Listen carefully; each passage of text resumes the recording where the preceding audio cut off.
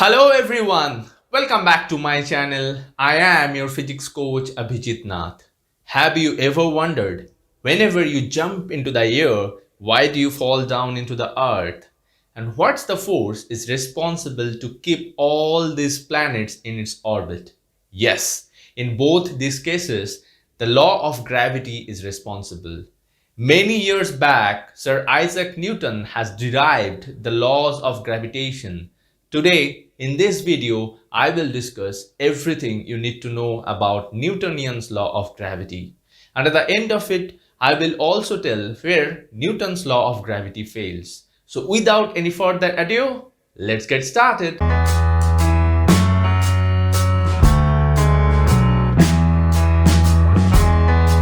আজ থেকে ৩০০ বছর আগেও এই গ্র্যাভিটি কি জিনিস সেটা নিয়ে আমাদের কোনো ধারণা ছিল না।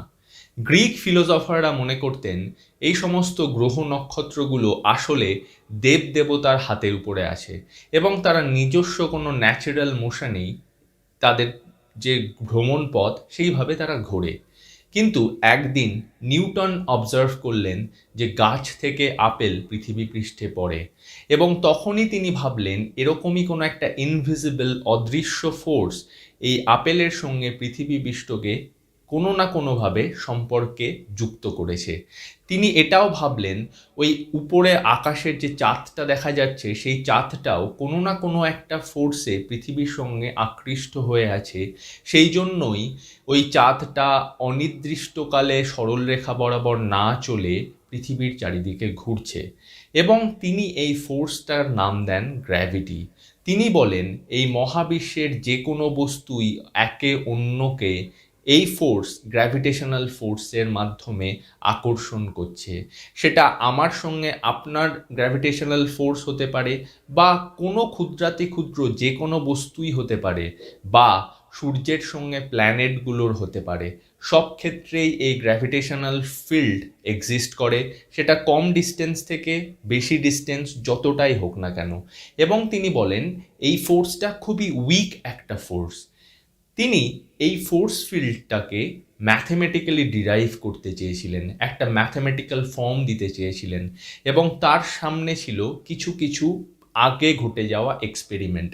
তার হাতে ছিল গ্যালিলিওর এক্সপেরিমেন্ট, তার হাতে ছিল কেপলারের প্ল্যানেটারি মোশন। এই সমস্ত এক্সপেরিমেন্টের সাহায্য নিয়ে তিনি ইউনিফর্ম ল অফ গ্র্যাভিটেশন সেটাকে ডিরাইভ করেছিলেন। কিভাবে তিনি তার অ্যাপ্রোচ করেছিলেন তার ইউনিফর্ম ল অফ গ্র্যাভিটিতে, চলুন সেটা দেখে নিই। গ্যালিলিও বলেছিলেন যে কোনো অবজেক্ট যখন পৃথিবী পৃষ্ঠের দ্বারা আকর্ষিত হয় তখন যে কোনো অবজেক্টের যে ভেলোসিটি চেঞ্জ হয় সেই ভেলোসিটি চেঞ্জটা ইউনিফর্ম থাকে। তার মানে প্রত্যেকটা অবজেক্ট পৃথিবী পৃষ্ঠে ইউনিফর্ম অ্যাক্সেলারেশনে পড়ে। ধরে নিন আমার কাছে একটা আপেল আছে, this is an Apple and this is a hammer. এই আপেল আর হ্যামার এই দুটো অবজেক্টের মাস আলাদা, মানে এদের দুটো অবজেক্টের ভর আলাদা, কিন্তু পৃথিবী পৃষ্ঠে যখন এরা আকর্ষিত হয়ে পড়বে বা পৃথিবীর গ্র্যাভিটেশনাল ফিল্ডে যখন এই দুটো অবজেক্ট পড়বে উপর থেকে, তখন এই দুটো অবজেক্টের রেট অফ ভেলোসিটি চেঞ্জ বা যে অ্যাক্সেলারেশনটা হবে সেই অ্যাক্সেলারেশনটা ইউনিফর্ম হবে। এবং গ্যালিলিওর এই কনসেপ্টটা নিউটন ফর্মুলেশনে কাজে লাগিয়েছিলেন।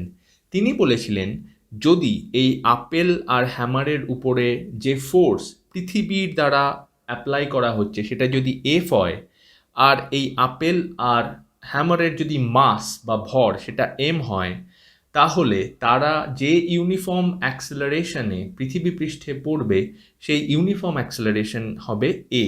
এটা বা এই অ্যাক্সেলারেশনটা পৃথিবীর ক্ষেত্রে তিনি জি দিয়ে ডিনোট করেছিলেন, যেটাকে বলা হয় কনস্ট্যান্ট গ্র্যাভিটেশনাল অ্যাক্সেলারেশন। এই গ্র্যাভিটেশনাল অ্যাক্সেলারেশনটা যে কোনো অবজেক্টের ক্ষেত্রেই সেম, ইরেসপেক্টিভ অফ দেয়ার মাস। এবং এই কনসেপ্টটা নিউটনের যে ল অফ গ্র্যাভিটি সেটা ডিরাইভ করতে হেল্প করেছিল একটা ধাপে। পরের ধাপটা কি ছিল দেখে নিই। নিউটন আরেকটা সেটাকেও অ্যাপ্লাই করেছিলেন তার গ্র্যাভিটেশনাল ল ডিরাইভ করবার জন্য, সেটা হলো কেপলারের ল অফ প্ল্যানেটারি মোশন। কিভাবে?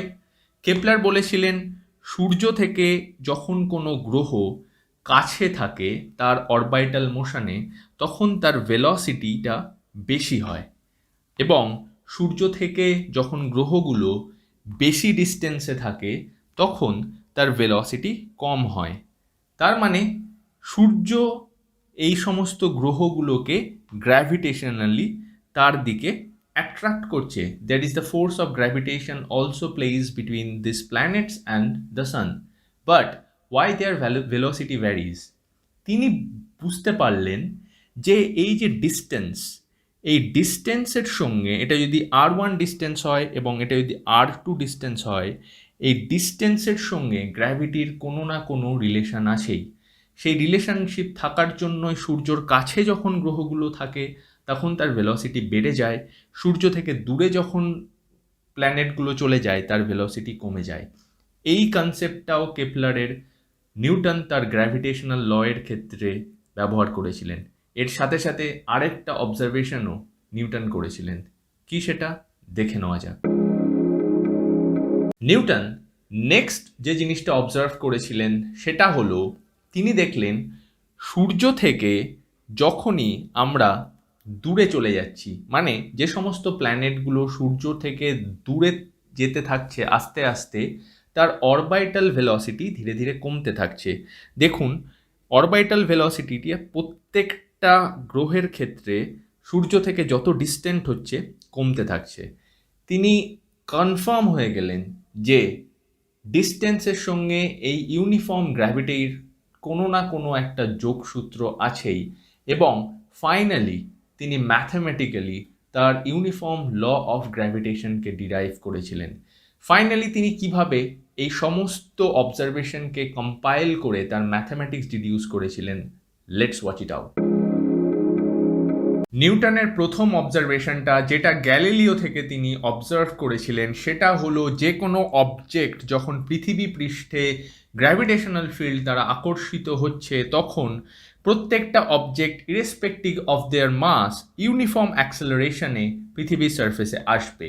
এবং সেক্ষেত্রে দেখুন, যদি এক্ষেত্রে অ্যাক্সেলারেশন যেটা, সেই অ্যাক্সেলারেশনটা কনস্ট্যান্ট হয়, তাহলে যে ফোর্সটা অবজেক্ট এই পৃথিবীর সঙ্গে ফিল করবে, সেই এফ যে ফোর্সটা is proportional to the mass of the object.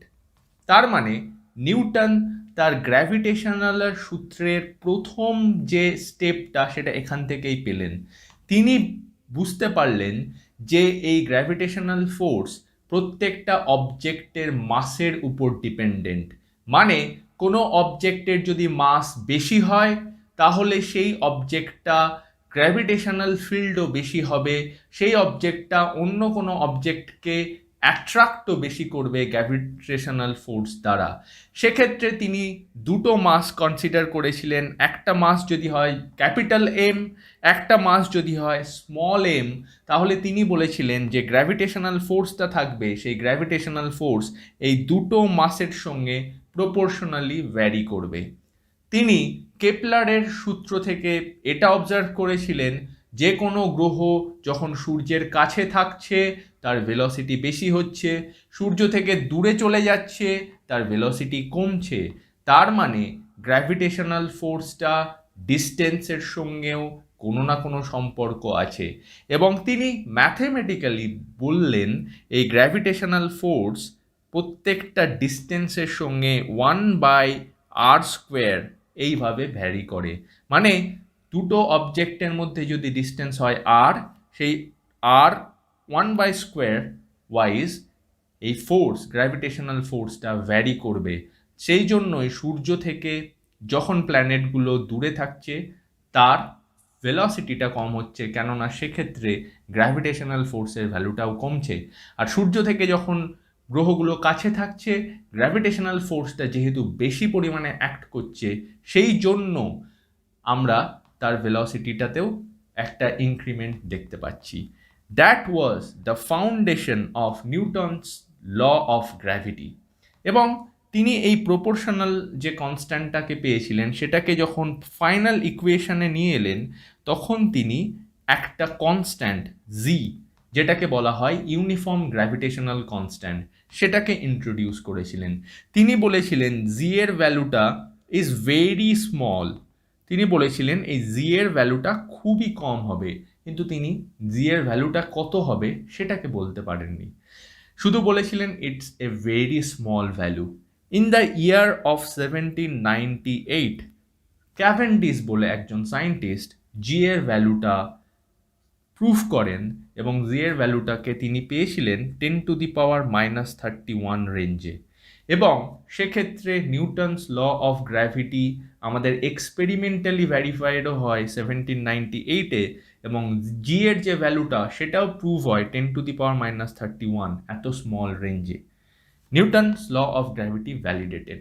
কিন্তু আরেকটা অবজারভেশন, সেটাকে ম্যাথামেটিক্যালি রিপ্রেজেন্ট করা বাকি ছিল, যে কোনো অবজেক্টই থাক না কেন, সেই সমস্ত অবজেক্ট যখন পৃথিবী পৃষ্ঠে আকর্ষিত হবে তখন সেই অবজেক্টের মাসের উপরে এই গ্র্যাভিটেশনাল অ্যাক্সেলারেশনটা ডিপেন্ডেন্ট হবে না।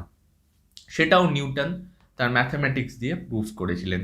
তিনি এই দুটো ফোর্সকে ইকুয়েট করেছিলেন, কেননা এই ফোর্সটা দেখুন প্রত্যেকটা মাসের প্রত্যেকটা অবজেক্টের উপরেই ক্রিয়া করছে এবং প্রত্যেকটা অবজেক্টের উপরে একটা অ্যাক্সেলারেশন এ প্রডিউস করছে। আবার এই ফোর্সটা যদি এক্ষেত্রে আমরা ক্যাপিটাল এম বা মাস, যেটা বড় মাস, সেটা যদি আমরা আর্থের মাস কনসিডার করি, আর স্মল এম যদি এই আপেলের মাসটাকে কনসিডার করি, তাদের মধ্যে যদি ডিস্টেন্স আর হয়, তাহলে এই দুটো অবজেক্টের মধ্যেও যে গ্র্যাভিটেশনাল ফোর্সটা কাজ হচ্ছে সেটা Gmm/r²।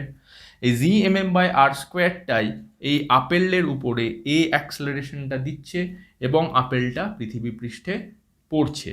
তিনি এই দুটোকে যখন ইকুয়েট করেছিলেন তখন এই দুটো স্মল মাসকে দুটো ইকুয়েশন থেকে তিনি ইরেজ করেছিলেন। ইরেজ করার পরে ফাইনালি যে অ্যাক্সেলারেশন এ সেটার ভ্যালুটা পেয়েছিল সেটা হলো Gm/r²। দেখুন এক্ষেত্রে যে স্মল মাস বা আপেলের যে মাস সেটা নেই, এখানে যদি আপনি হ্যামার নিতেন সেই হ্যামারের মাসটাও এখানে ইনক্লুডেড নেই, আর সেটাই এই অ্যাক্সেলারেশনটা পৃথিবীর ক্ষেত্রে বলা হয় জি বা ইউনিফর্ম গ্র্যাভিটেশনাল অ্যাক্সেলারেশন।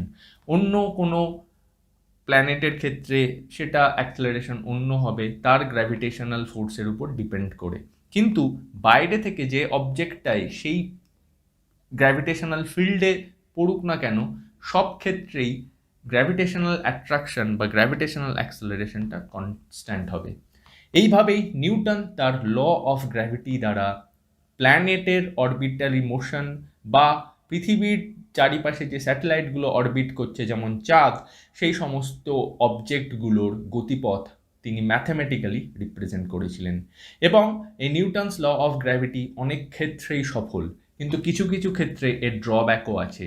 যেমন Newton's law of gravity define করতে পারে না যখন প্রত্যেকটা স্টার গ্যালাক্সির চারিদিকে অরবিট করে তখন তারা কি মোশনে অরবিট করে, সেটা নিউটনস ল অফ গ্র্যাভিটেশন এই ইকুয়েশন দ্বারা আমরা ডিফাইন করতে পারি না।